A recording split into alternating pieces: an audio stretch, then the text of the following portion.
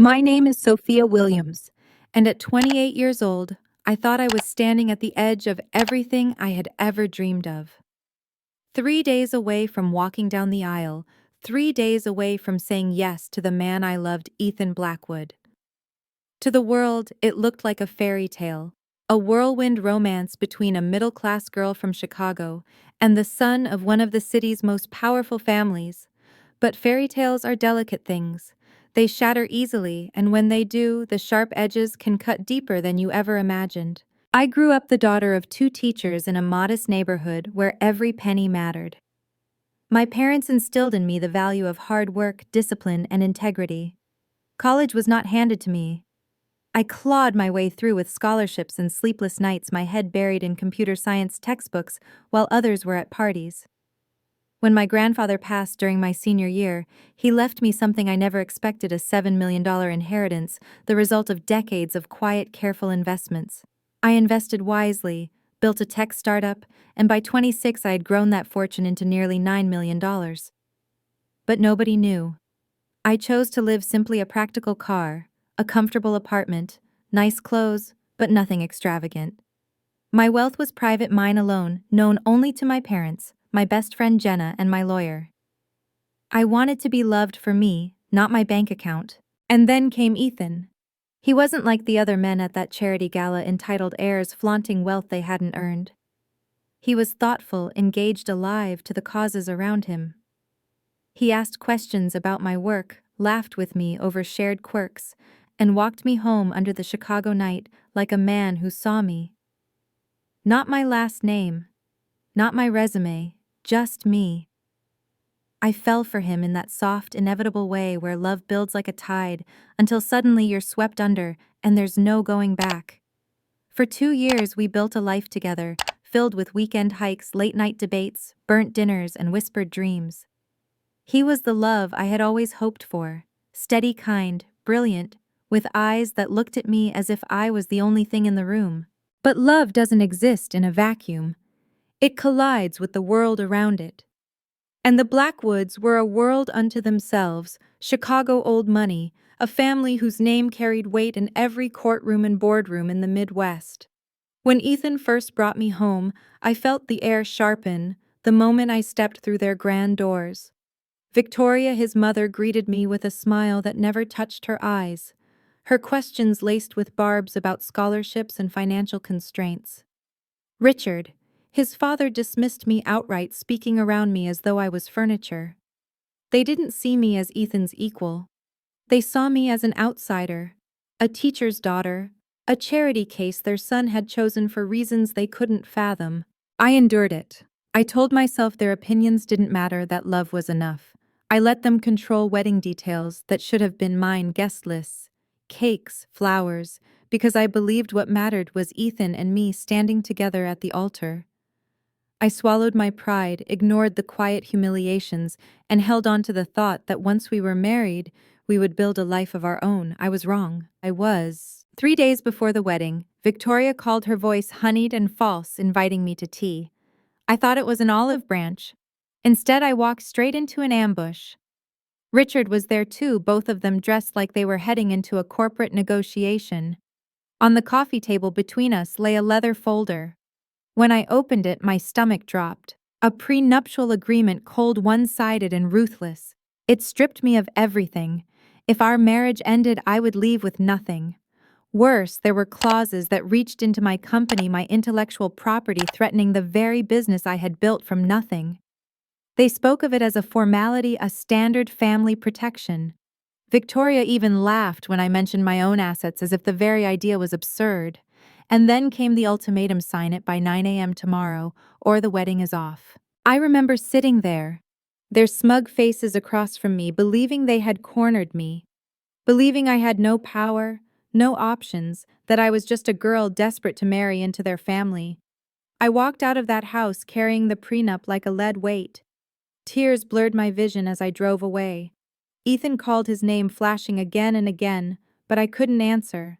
Not until I understood whether the man I loved had betrayed me too. When I finally confronted him, his silence was enough. He had known.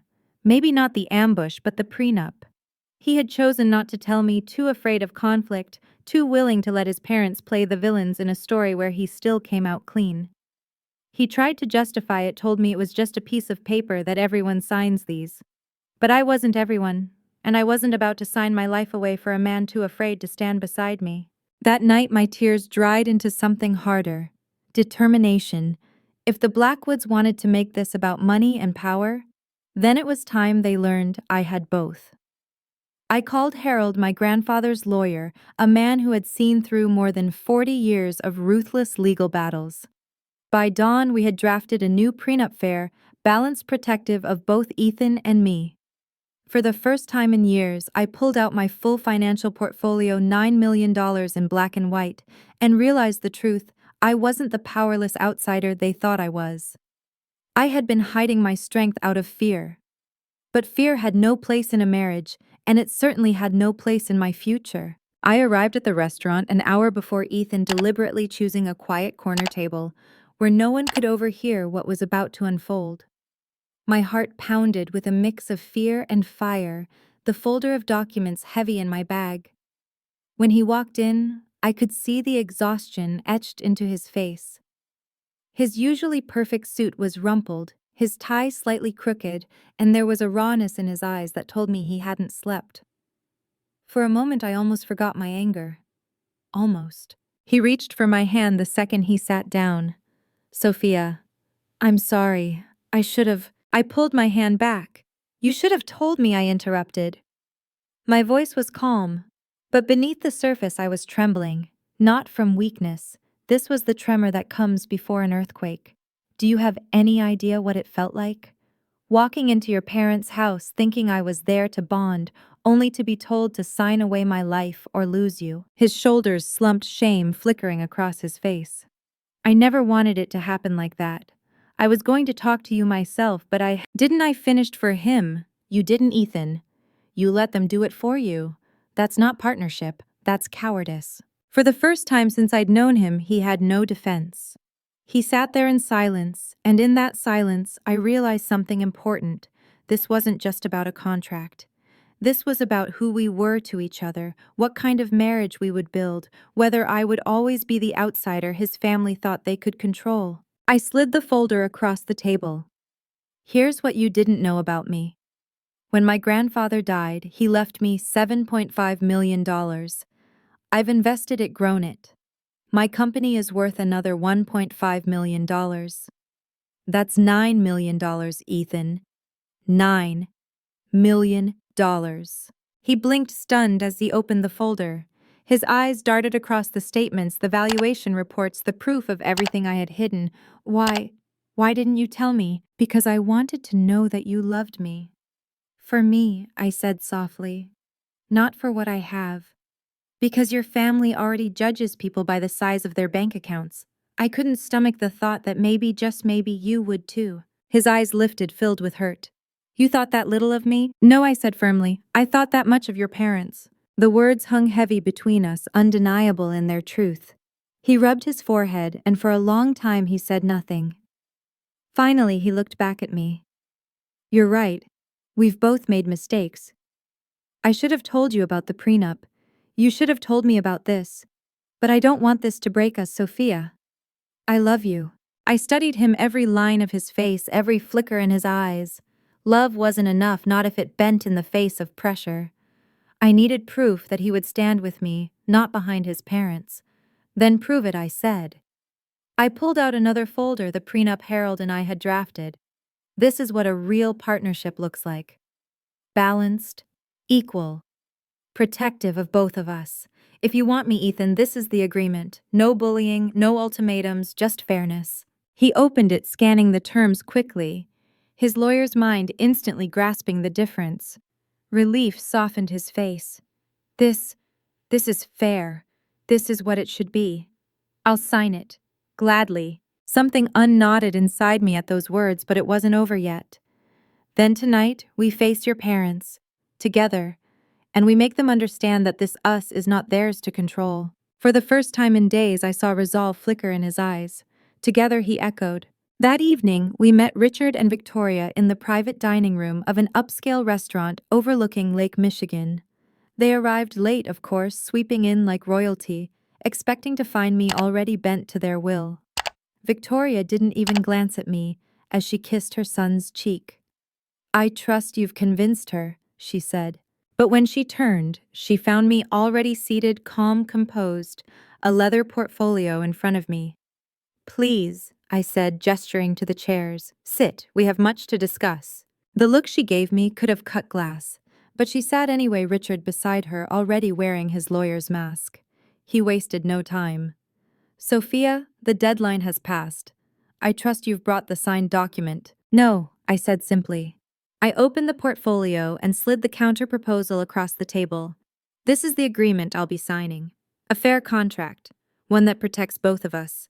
Victoria's laugh was sharp and cold. "You think you can dictate terms to us?" "I don't think," I replied, my voice steady as I placed my financial statements on top of the prenup. "I know." Her eyes landed on the numbers, and for the first time since I'd met her, she faltered. Her mouth opened, then closed again. Richard leaned forward, scanning the documents with a lawyer's precision. His composure cracked for only a moment, but that moment was enough. "This changes things," he said finally, his tone stripped of arrogance. Victoria's cheeks burned crimson. "You lied," she spat. "You let us believe you were what you wanted me to be," I interrupted. "Weak, dependent, grateful. You misjudged me, Mrs. Blackwood. And now you will have to adjust to the truth." Across the table, Ethan reached for my hand, not as a savior, not as a shield, but as my partner. Together we faced them, the balance of power irrevocably shifted. Victoria's hand trembled as she set her wine glass down, the crystal clinking against the mahogany table louder than she intended. She tried to mask it with a smile, but her eyes betrayed her a flicker of disbelief, even humiliation. I had spent months feeling small under her gaze, but now the roles had reversed. For the first time, she was struggling to compose herself in front of me. Richard, however, recovered quickly. His lawyer's instincts kicked in, smoothing over the cracks in his wife's composure. He cleared his throat, leaned back in his chair, and clasped his hands together. "Well," he said, with forced calm, "it appears we were uninformed about certain aspects of your situation, Sophia. Clearly you bring more to this marriage than we anticipated." I met his gaze evenly. "I bring myself, Mr. Blackwood. That has always been enough. The money doesn't change who I am, it only changes how you see me." A long silence followed. I could feel Ethan's hand tighten around mine under the table.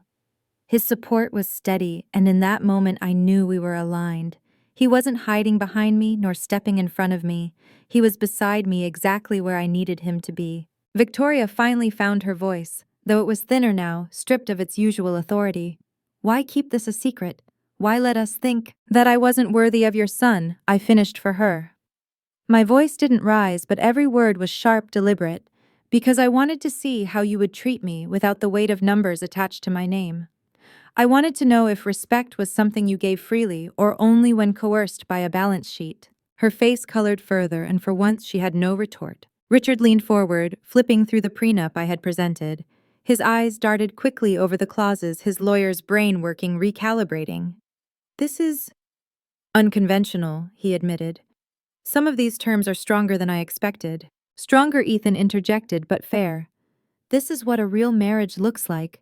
Two people protecting each other, not one side lording power over the other. Mom, Dad, this is non-negotiable. If you can't accept it, then maybe you don't belong at our wedding at all." His words dropped like a bomb, and I saw Victoria's lips part in shock.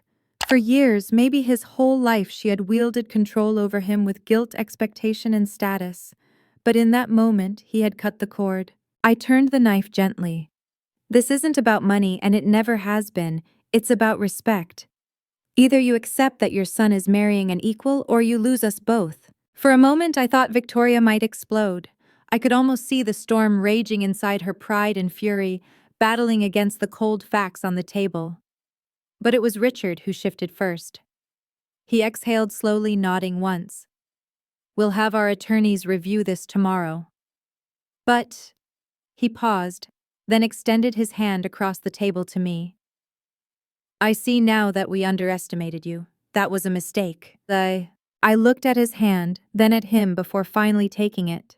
His grip was firm, professional, acknowledging me as someone who deserved a seat at the table, not as a guest, but as a peer. Victoria said little as the dinner drew to a close.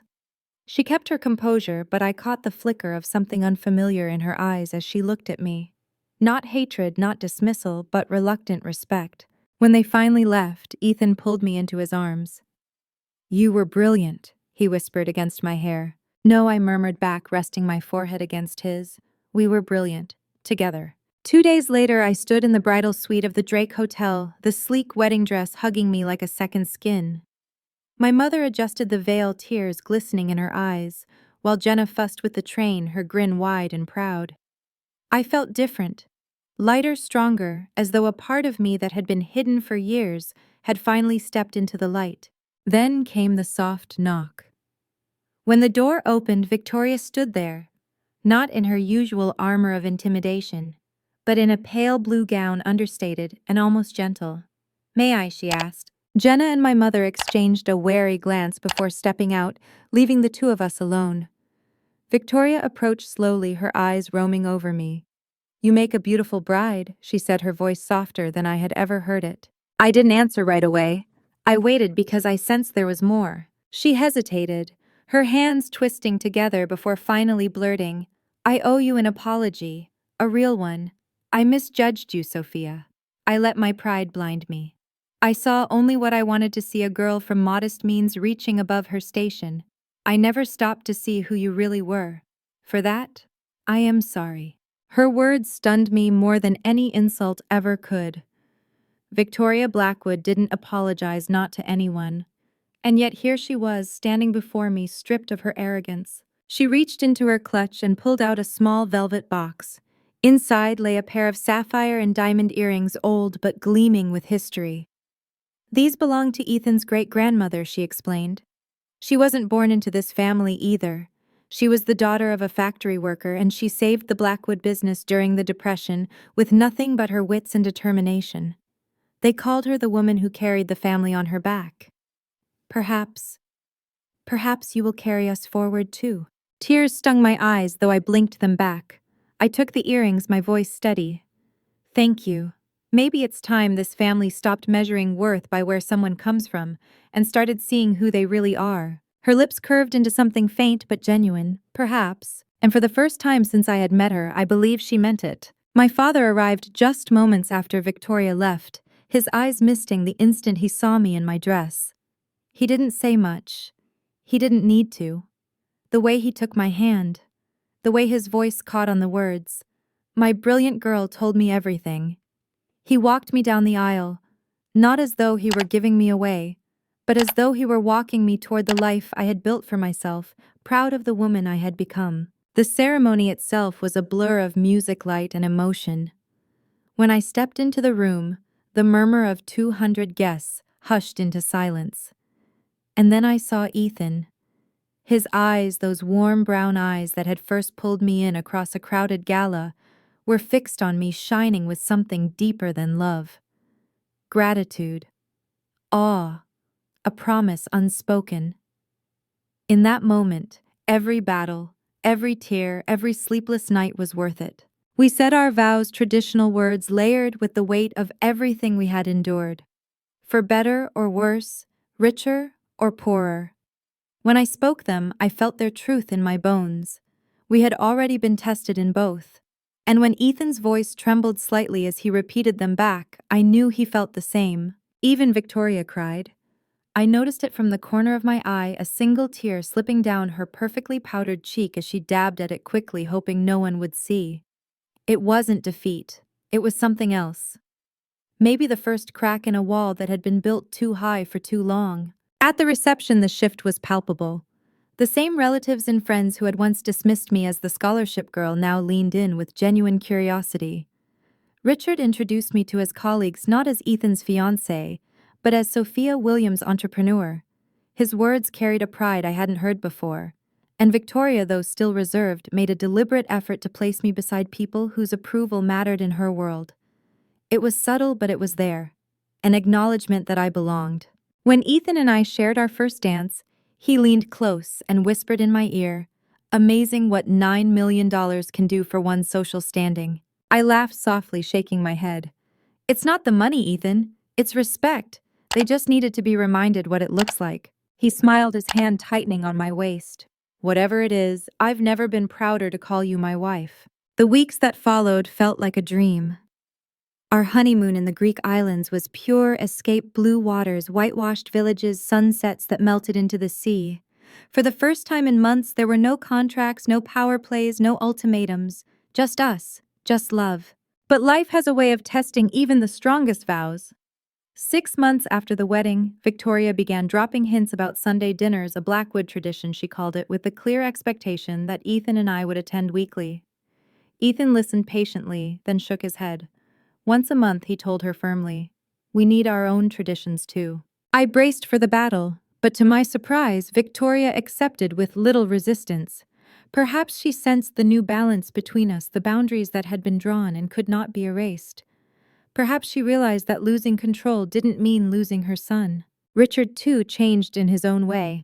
He invited me to consult on a technology upgrade for the family's law firm. At first, I thought it was a formality, a token gesture. But when he actually listened, truly listened to my recommendations, I saw a new kind of respect forming between us. And when my company secured a major contract with the Chicago public school system, his congratulatory note was not just polite but warm. Ethan and I built our life on our own terms. We bought a home downtown, far from the Blackwood estate, in a neighborhood that reflected us, not his parents, not tradition, but us. We pooled our resources, made financial decisions as equals, argued and compromised, and learned to navigate marriage as partners. Our prenup remained locked in a safe deposit box, untouched, unneeded. But its true value was never in the paper itself. It was in what it had forced us to do, to confront truths, to draw boundaries, to declare ourselves equals before anyone else tried to define us otherwise. Looking back, I realized something important. I could have chosen the easy path. I could have signed their contract to keep the peace. I could have walked away in anger, letting the Blackwoods win. But instead, I chose the hardest path: confrontation, honesty, and truth. And it made all the difference. Marriage is not just the union of two people. It's the collision of two worlds, two philosophies, two ways of living. To survive, both must bend, but neither should break. That week before my wedding, I learned that hiding pieces of myself out of fear would only create cracks in the foundation. I learned that love must be tested by fire to prove it can endure.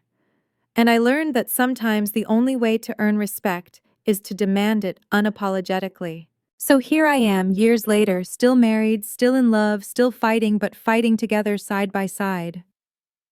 The Blackwoods no longer underestimate me. More importantly, neither do I. Have you ever had to stand your ground against people who underestimated you? Did you reveal your true worth and wipe those smug grins clean?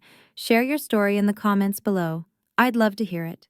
And if my story resonated with you, if it reminded you of your own battles and triumphs, please like this video, subscribe for more stories of strength and transformation, and share it with someone who might need the courage to stand tall today.